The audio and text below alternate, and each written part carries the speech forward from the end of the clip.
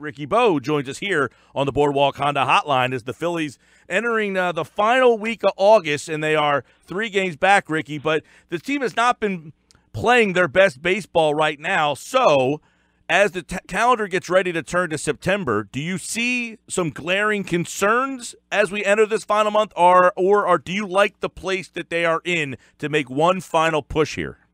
I'm going to say a little bit of both because I don't like the way they've been playing as of late. I mean, the one thing about the Phillies all season long, we were saying up until about 2 weeks ago that there was a different hero every night, right? Now it seems like the only hero is Nola. That's a problem to me.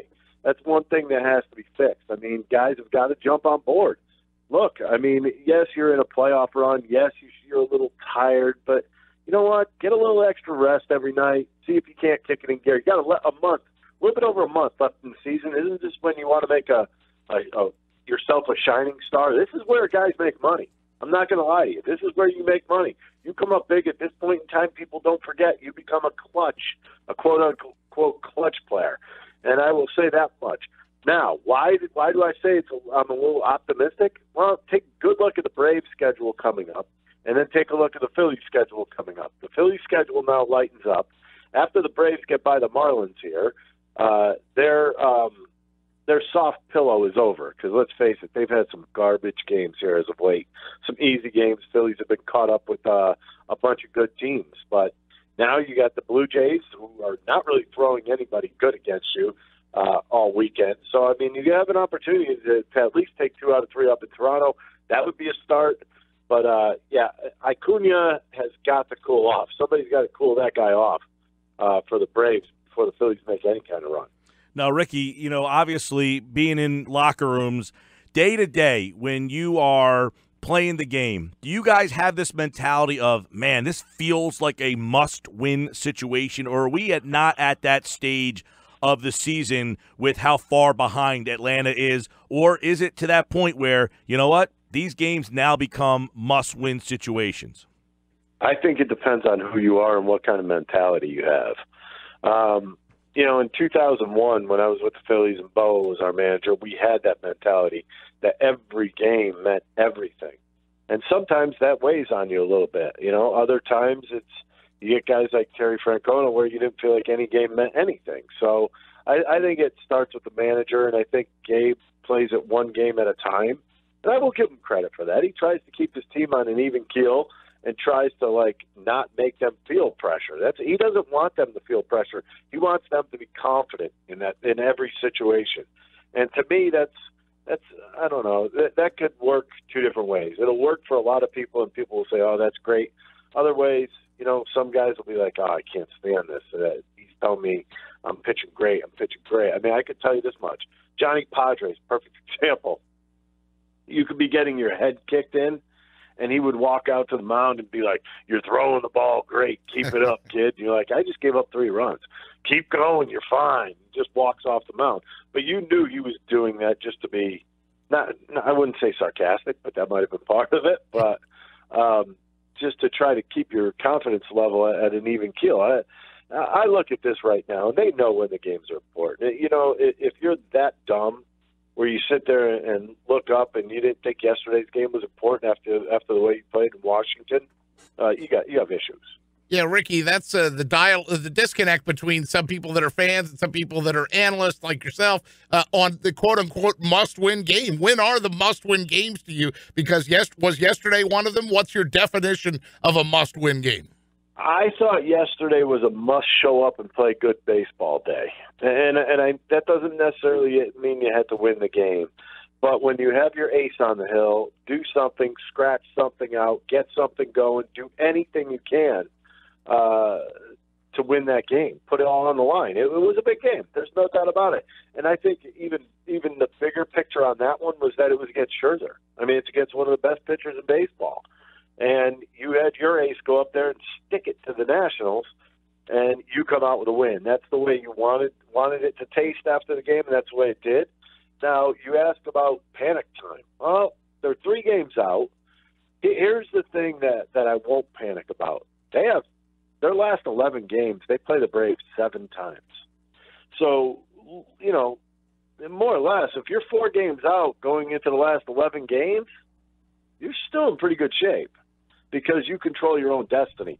I just want the Phillies to get to a point where the last 3 games of the season, you control your own destiny. If you're down 2 games, you need a sweep, you still control your own destiny, right? Yep. That's what it's got to be about. Ricky Bottalico with us on the Boardwalk Honda Hotline. You were talking about positive reinforcement and telling that story about Johnny Padres. And Gabe Kapler is definitely Mr. Positive. I think his spin after the games a lot is always to find the positive and not throw anybody under the bus. But he doesn't really have to throw a lot of positive toward Aaron Nola because he's having such a great season, and yet he's kind of campaigning for him a little bit for Cy Young. And you talked about that matchup yesterday. Do you think Aaron Nola has the edge for Cy Young, or do you think this is another case where a Philadelphia pitcher will get overlooked because he's in Philadelphia?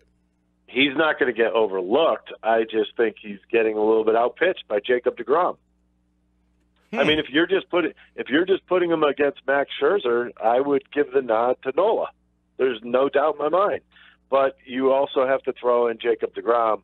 And we found out a few years back with King Felix up in Seattle that wins and losses mean nothing.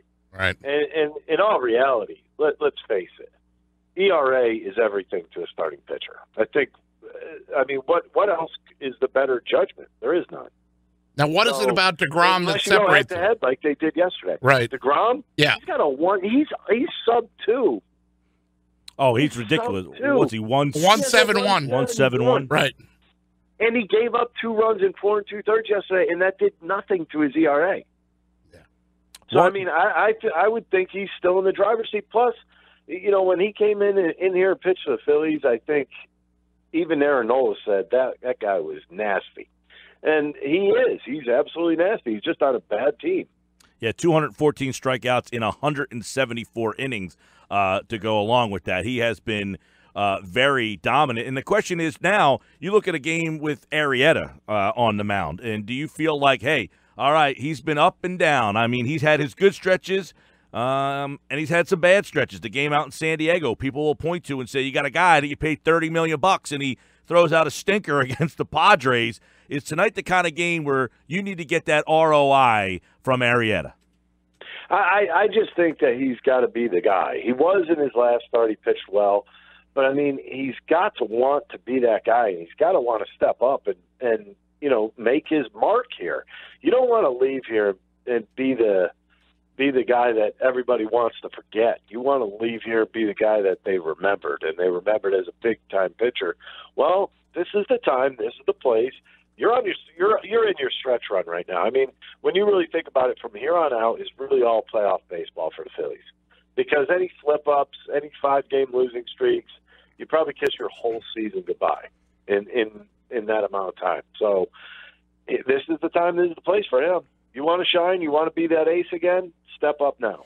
Yeah, and obviously we saw the lineup tonight. Nick Williams out tonight. Ramos is back in the lineup, hitting in the middle of the spot here. At this stage of the season, Ricky, are you shaking anything up? Is there anything over the sample size we have that you think Gabe should really start tinkering and doing differently, or the last month just go with what got you here?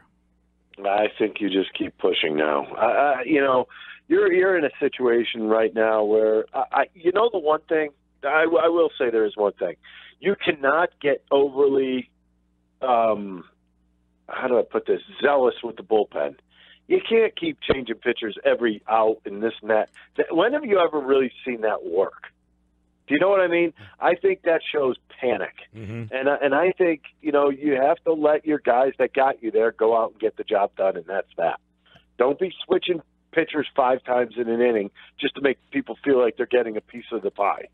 I don't think that's right. I don't think it's the way you should go at things right now. You get your matchups, you do it like that, and move on. You go with who got you where you are. And I think right now that's Dominguez, that's Neshek, that's Arano, and that's Hunter for the most part. And do you think, Ricky, then that Gabe has kind of changed his tune on that? Because we remember games early in the season where he was like, hey, I got the analytics say this, and now that he's trying to, it almost looks like what we've been calling for all season long is starting to come to fruition, that he's starting to give guys defined roles. Well, you have to. This is the whole point I've been making all season long. It makes it easier mindset-wise for the bullpen guys when they know when they're going to be in a game or know when they might get an appearance in a game.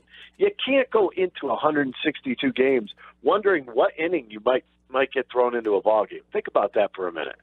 I mean, every single day. And they'll tell you, oh, well, the bullpenners are in there 3 times a week and that's it. Okay, well, you know what? But every day I have to come prepared to play. And you can't freak out every time the phone rings. And that's the way I look at it. And if these guys have roles or at least somewhat roles, I think it makes it that much better on those guys. I really do. I'm a big believer in knowledge. It makes you a better pitcher. Now, you said the other night, Ricky, though, that you would not go back to Dominguez after he blew that game against the Nats. How do you think they should use him moving forward? I think they're going to use him. I think they're going to. I'd be surprised if he comes right out and closes again tonight. Although Neshek just went 2 in a row, and right. You know, were you surprised that Neshek? God forbid he goes 3. Wow. Yeah.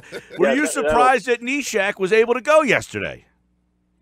I'm not surprised he's able to go. He probably didn't want to. I mean, it's just the way he is. It's just the way he's always been. It's kind of like, oh, I'm not a 2-day or 2 in a row guy.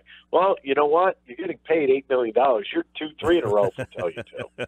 That's what it should be. Yeah. I mean, think about it. That was interesting yesterday, though. I was making $109,000. I went out there and pitched in 70 games or 80 games, whatever it was. I don't care. Isn't that what you want to do? You want to go out there and play. You want to be wanted. Yeah, no doubt. And we were watching the game. And it was interesting because we were wondering if they were going to go back to Nola and say, look, this is your game after the way that they've lost games this year with the bullpen and a couple of, the night before, giving up a home run in the ninth, just saying, you know what, Nola, you're the guy, go out there. Now, they end up doing it, but I was a little surprised they didn't let Nola at least start that inning. I actually wasn't. I think he was spent. Oh, okay. That 8th inning, I was surprised they actually let him face Harper in that situation. I know it sounds crazy, but I thought he was starting to lose it a little bit, and then he must have gotten that quick adrenaline rush. But those were very high-intensity at-bats in that inning. So I think it was time. You don't want a guy to go – he was going out on a high because he had that great those great pitches to Bryce Harper. Get him out of there. I thought that was the right move. And I would have gone to Neshek yesterday. I said it while the game was going on. I said, get Neshek up, get him in the game. And I think Gabe did the absolute right. And I'm not always on Gabe's side. But I think yesterday he was right on target.